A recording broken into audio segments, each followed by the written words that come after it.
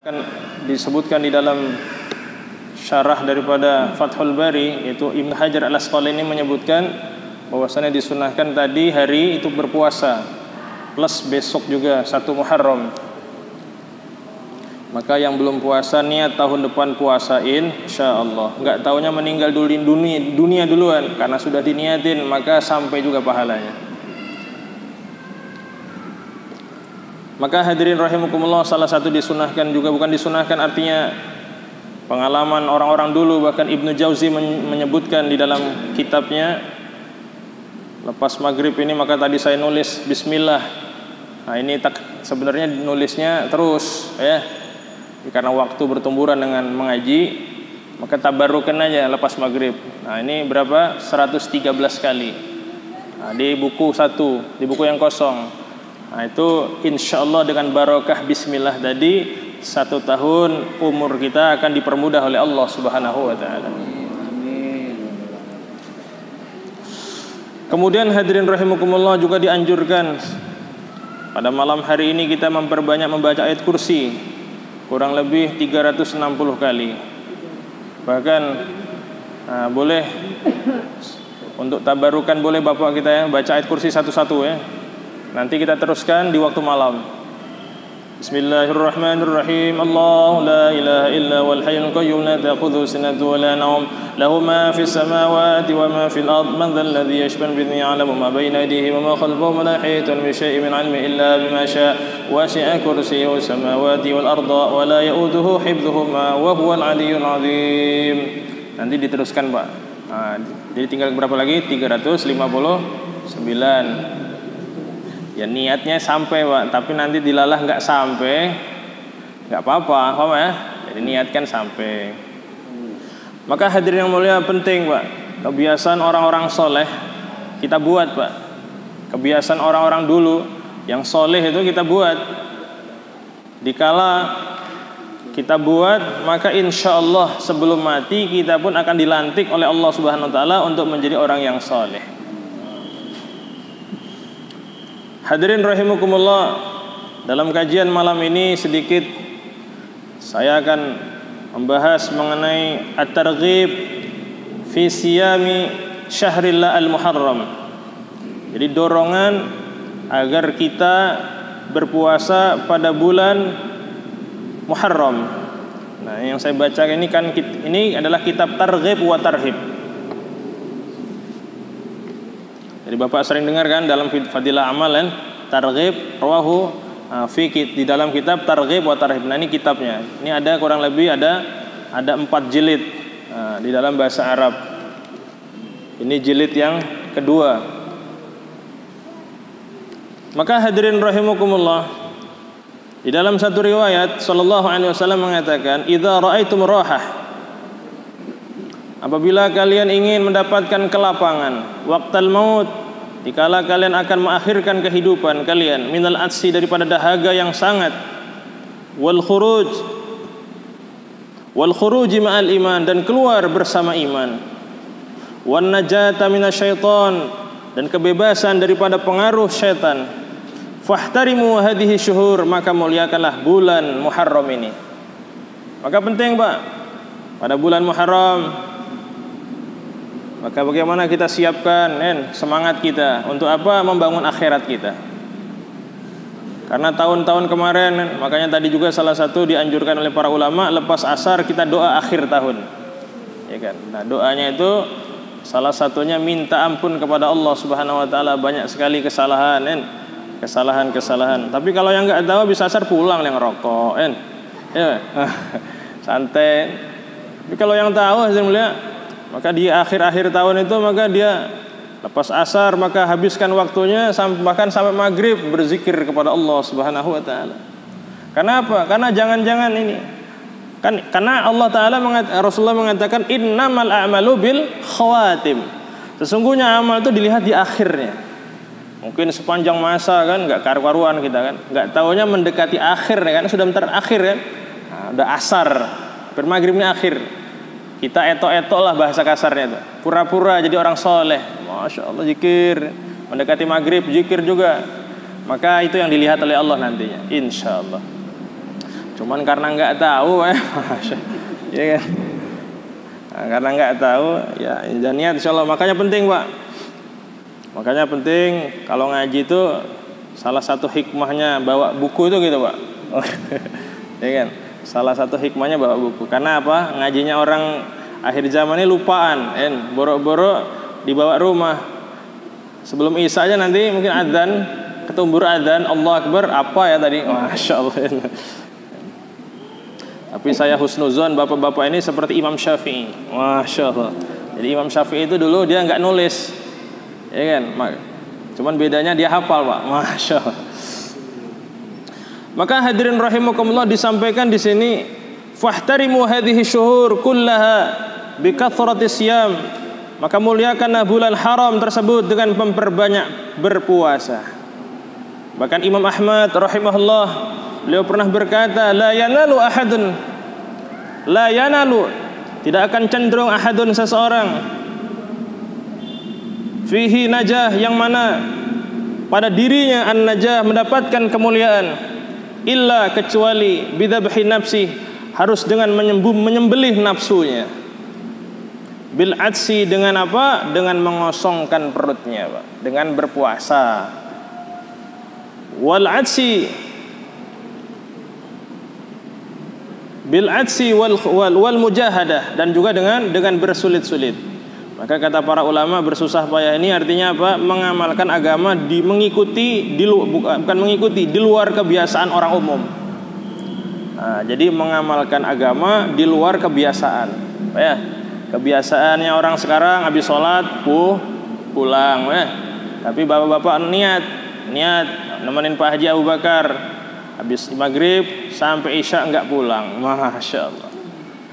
Kalau ada program di sini ceramah ngikut, ada taklim ngikut. Kalau enggak ada sholat sunnah sampai isya, ya Pak ya, capek zikir, capek sholawat sambil nunggu, ketiduran enggak apa-apa. Nah, insyaallah Pak ya. Insyaallah Pak, insyaallah enggak Pak.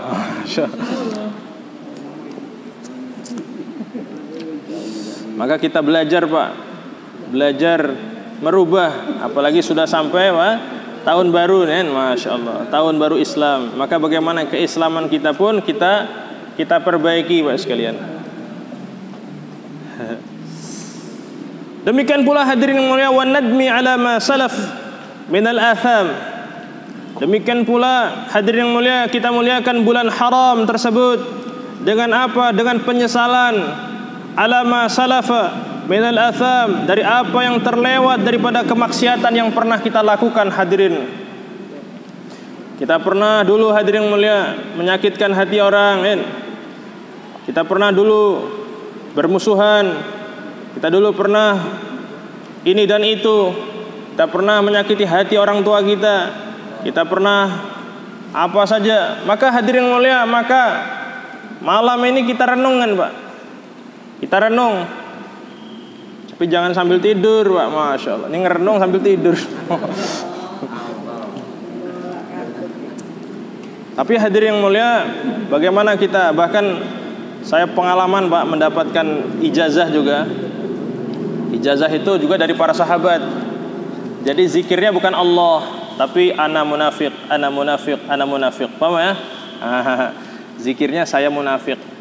Tapi ya diresapin, maka disebabkan itu maka kita nanti akan mendapatkan apa? Ketawaduan, kerendahan diri. Karena kita ini pada dasarnya telah berjanji di hadapan Al-Khaliq dengan mengucapkan syahadatain, 2 kalimat syahadat, bahwasannya tidak ada yang berhak untuk diikuti kecuali Engkau ya Allah. Tidak ada yang perlu dijadikan sesembahan kecuali Engkau. Asyhadu an la ilaha illallah. Kemudian yang kedua juga wa asyhadu anna Muhammadar Rasulullah. Dan juga kita bersaksi di hadapan Allah Ta'ala bahwasannya saya siap untuk menjadikan hambanya Rasulullah Sallallahu Alaihi Wasallam, menjadikan apa yang diinginkan Allah Ta'ala atas Rasulullah Sallallahu Alaihi Wasallam diikuti. Bahkan Allah Ta'ala mengatakan, in tuti'uh tahtadu, jika kamu ikut Muhammad tahtadu, kamu pasti mendapatkan petunjukku, kata Allah. Jadi mafhum mukhalafahnya, kalau kita tidak ikut Nabi Muhammad sallallahu alaihi wasallam, maka kita akan tersesat Pak sekalian. Dan hari ini jangan disalahpahami, sunnah itu yang penting hatinya. Ini kadang salah paham Pak ya. Yang penting itu hatinya. Hadirin yang mulia, Islam itu meliputi zahir dan batin. Bahkan hadirin mulia, Imam Ghazali Pak, beliau termasuk raisnya al-mutasawwifin, mbahnya orang-orang ahli tasawuf. Beliau mengatakan adz-dzahir yadullu 'alal batin. Jadi zahir itu menunjukkan batin. Ya Pak. Jadi sekarang jangan sampai keluar dari lisan kita yang penting hati ini Kang. Masya Allah. Tapi bagaimana di samping hati kita bagus, zahir juga kita perbaiki Pak.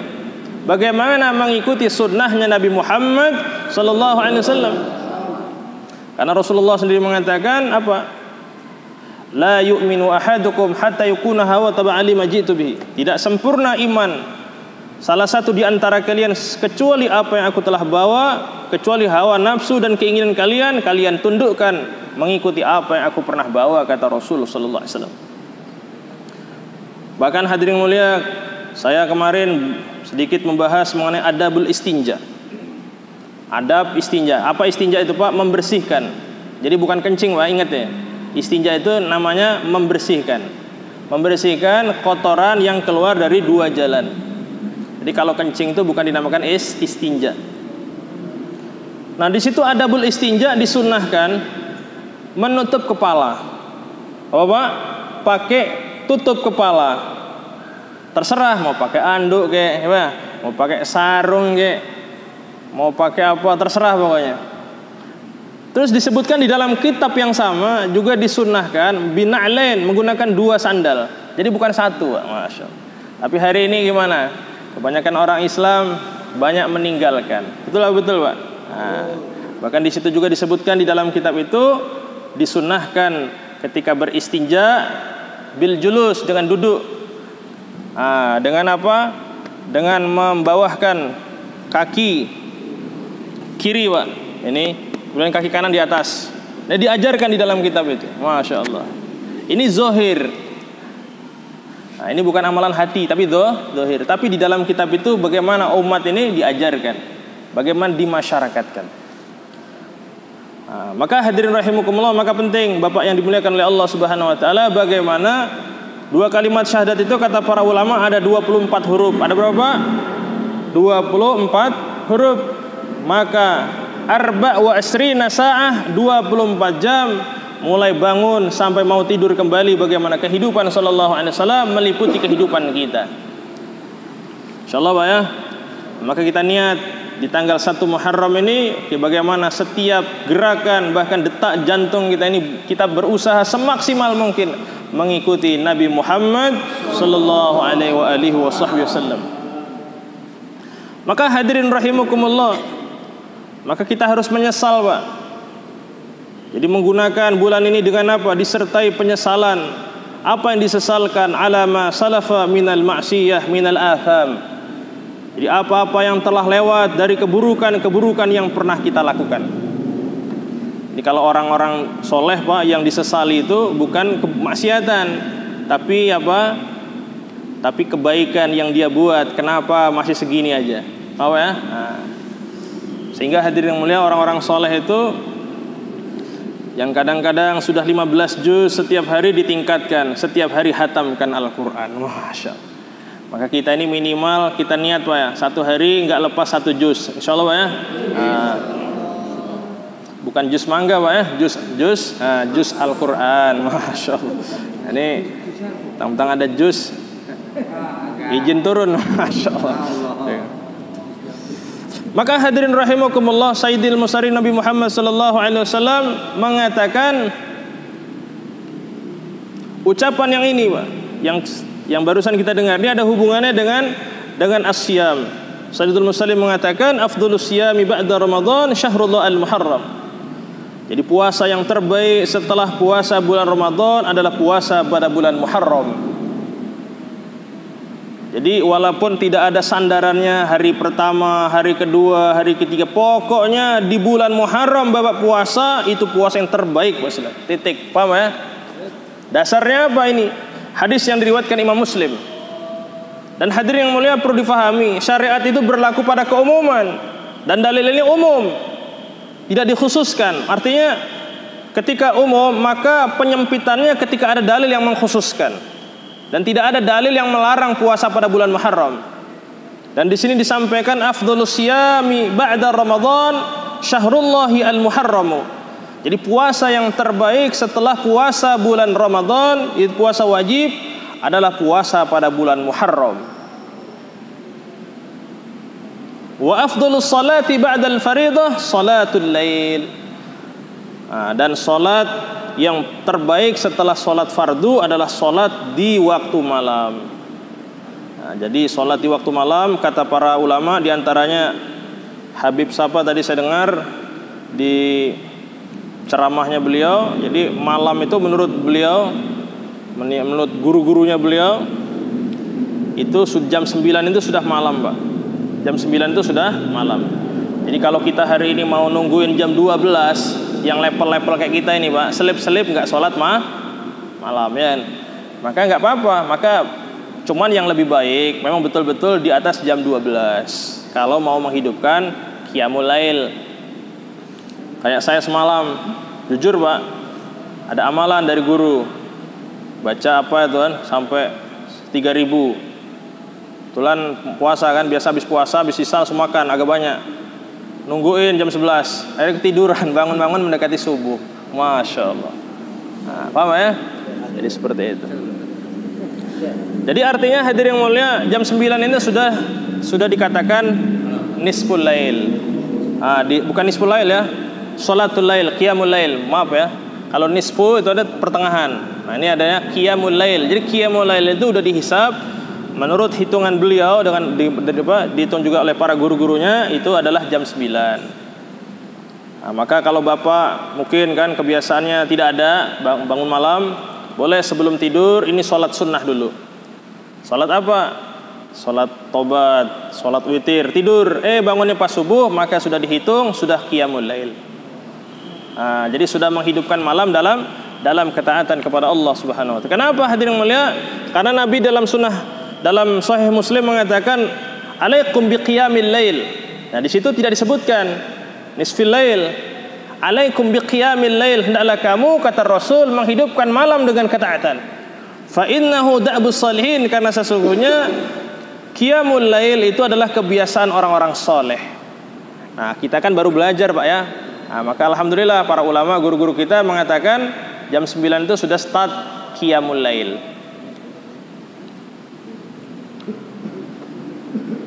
Kemudian hadirin rahimakumullah, kemudian Rasulullah sallallahu alaihi wasallam juga mengatakan, man shoma yauman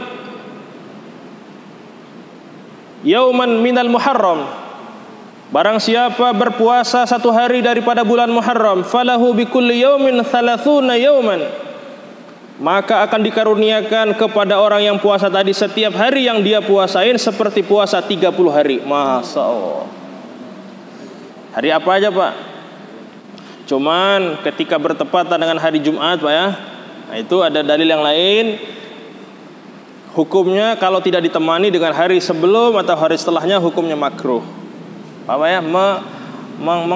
Menghanyakan puasa pada hari Jumat, itu hukumnya makruh, kecuali puasa qadha. Nah, misalnya bapak ini punya utang, bulan Ramadan nggak puasa kemarin, satu hari saja ataupun beberapa hari, tapi kebetulan hari Jumat itulah libur kerja, yang lainnya full misalnya. Kalau kerja kan nggak bisa, maka puasa hari Jumat saja. Nah ini lain. Kenapa? Karena sudah diqadha. Puasa qadha maksudnya untuk kafarohnya. Kemudian hadirin rahimakumullah, kemudian juga kita nanti disunahkan puasa hari Tasu'a, hari ke-9 daripada bulan Muharram. Akan dihitung malam ini mulai malam pertama terus. Jadi jangan sampai kelewatan. Dari jalannya Abi Qatadah radhiyallahu anhu, anna Rasul sallallahu alaihi wasallam su'ila. Beliau ditanya an siyami yaumil Asyura. Beliau pernah ditanya mengenai puasa hari Asyura, jadi tanggal 10, Pak. Jadi Asyura itu artinya tanggal 10 daripada bulan Muharram. Faqala, kemudian Nabi menjelaskan, yuqafiru sanatal madiyah. Maka puasa hari itu dapat mengafaroh, dapat melebur dosa yang telah lalu. Nah, jadi 1 tahun dosanya diampunkan oleh Allah Subhanahu wa taala. Rawahul Muslim. Nah, yang meriwayatkan adalah Imam Muslim.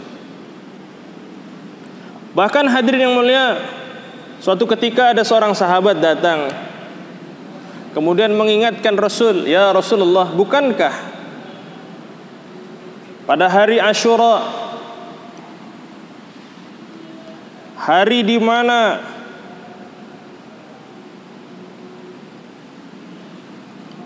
Fir'aun, di mana orang-orang Yahudi juga berpuasa?" Paham ya?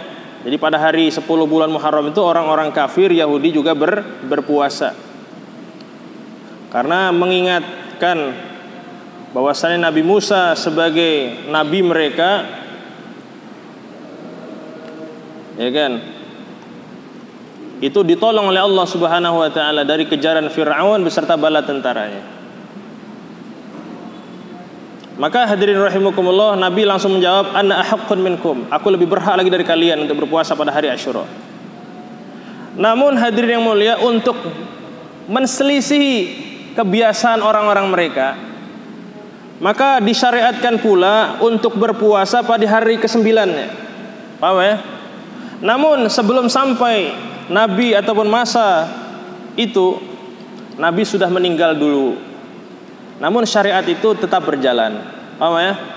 Nah, maka kalau bapak-bapak besok mau berpuasa tanggal 10, maka hendaklah berpuasa juga pada tanggal 9 Muharram.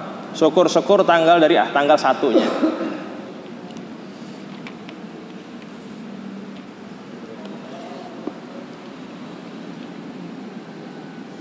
Demikian pula hadirin rahimakumullah, dalam riwayat yang lain Nabi mengatakan dari jalannya Abdullah bin Abbas. Nah, ini hadisnya diriwayatkan Imam Bukhari dan Imam Muslim, muttafaqun alaih. Bahwasanya Sayyidul Mursalin Nabi Muhammad sallallahu alaihi wasallam shama yaumal Asyura au amara bisyami. Jadi bahwasanya Nabi kita sallallahu alaihi wasallam telah berpuasa pada hari Asyura. Bahkan beliau juga memerintahkan agar umatnya berpuasa. Maka bagaimana Pak, setelah keluar dari majelis ini nanti maka kawan-kawan yang kita kenal kan, bahkan orang terdekat dengan kita, istri, anak-anak kita, bagaimana kita arahkan untuk berpuasa pada hari Asyura. Jadi jangan hanya kita saja yang tahu, insyaallah Pak ya.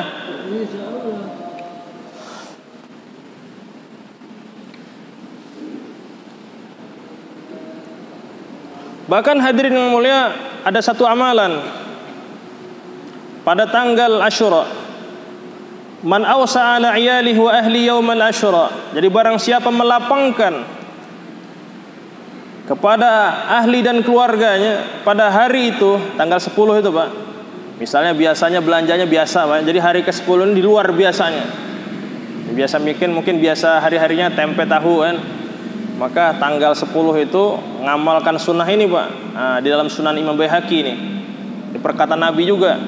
Maka langsung beli ayam, Masya Allah, ataupun beli yang lain yang menurut kita itu lebihlah dari kebiasaan. Niatnya ngamalkan sunnah Asyura.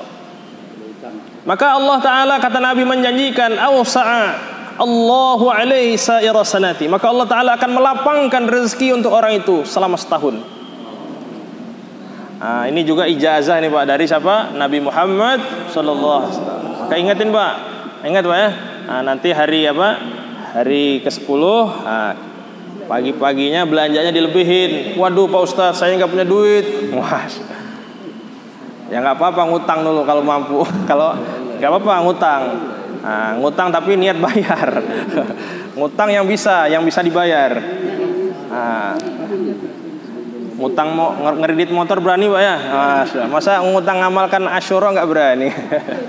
Kalau nggak punya, tapi kalau punya jangan ngutang. Silakan Pak, ada yang ditanyakan? Oh, monggo Pak Haji.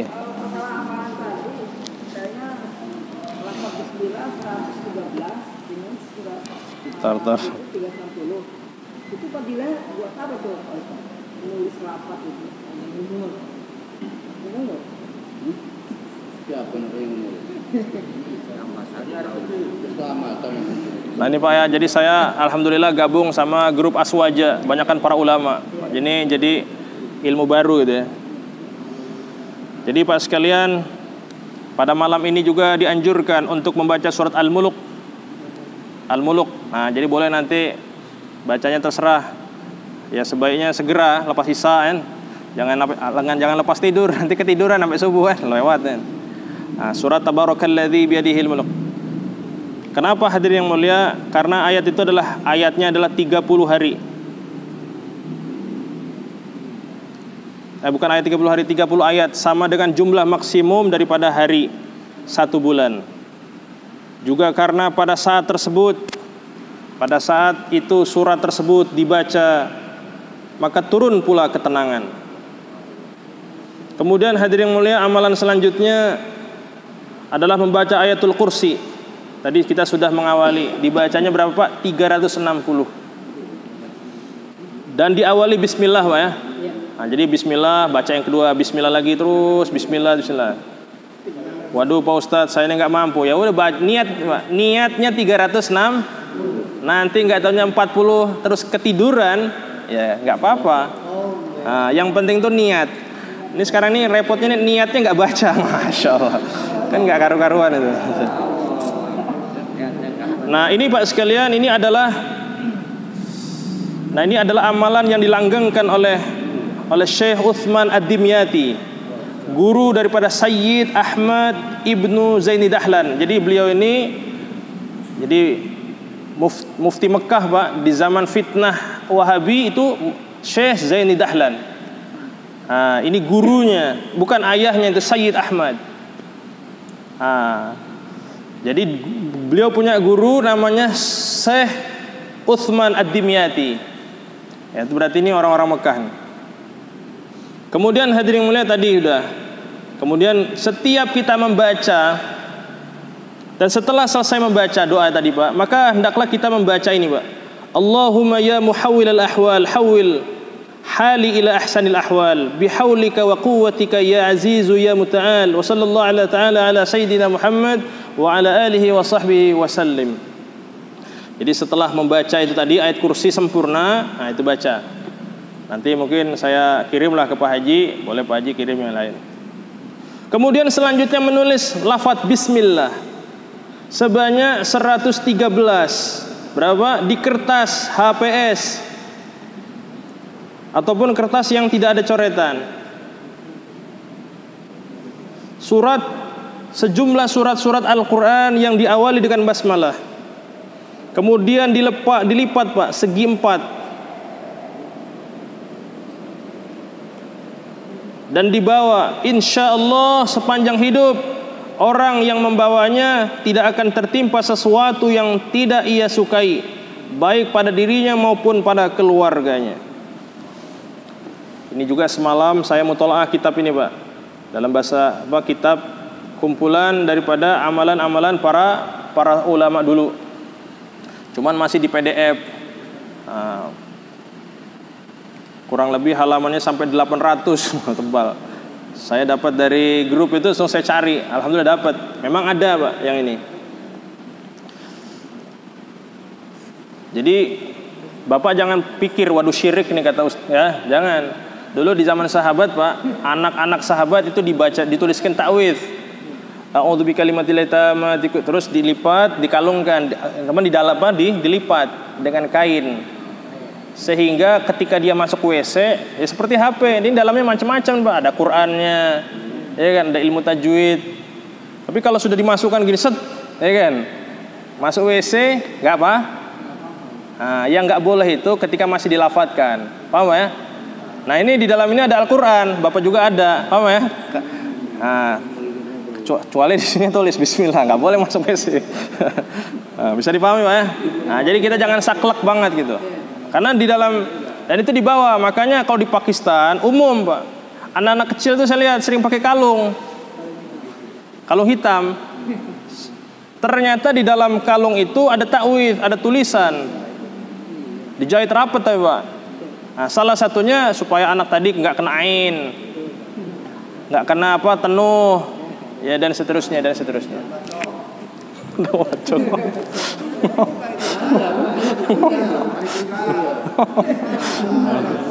Nah, itu kejauhan itu.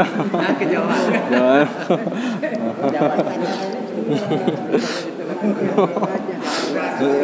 Nanti itu ya.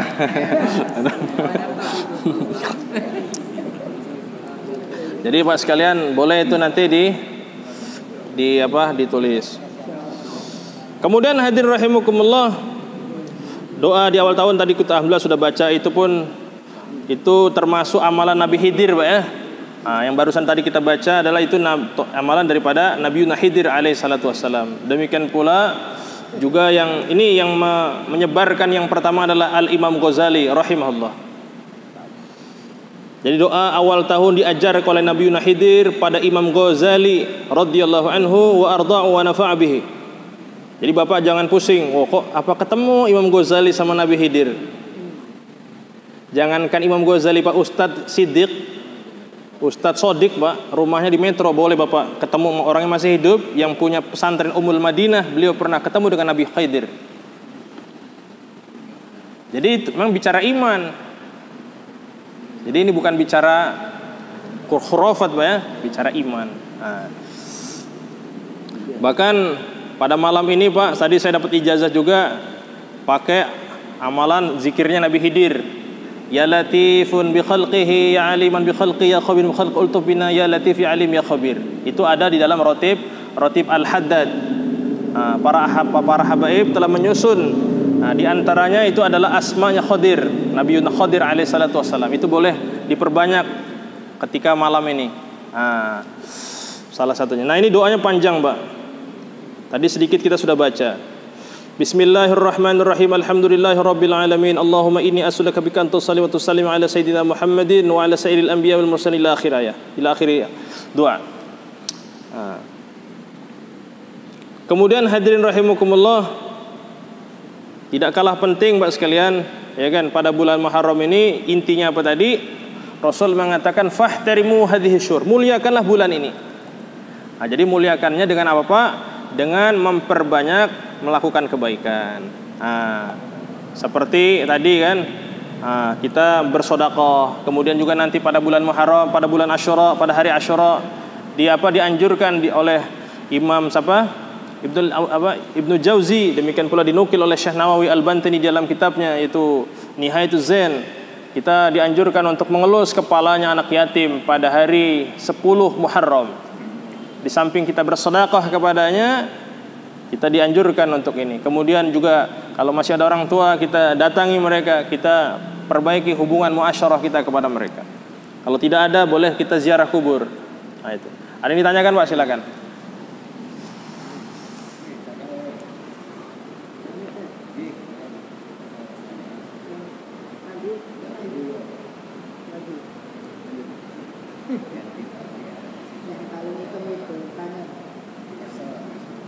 Kalau masalah nggih, Pak. Selamat. Tadi yang dianjurkan dalam bulan suci Ramadan, bulan Haram, dianjurkan banyak sekali baca ayat kursi, baca bismillah ditulis. Banyak sekali. Yang saya tanyakan ini dalam bulan Muharramnya apa saja yang dilarang? Itu satu. Banyak. Yang banyak. Kedua, Pak Ustaz, ya, Pak. apa yang disampaikan Pak Ustaz ini banyak di kumpulan majarobat.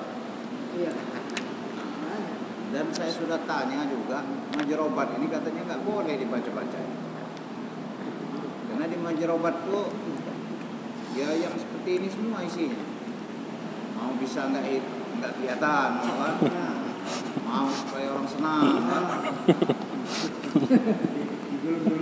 dan majerobat ini, kalau majerobat yang dulu ada yang zaman yang kata orang itu memang beneran itu. Tapi kalau majerobat yang sekarang, yang sudah sekarang ini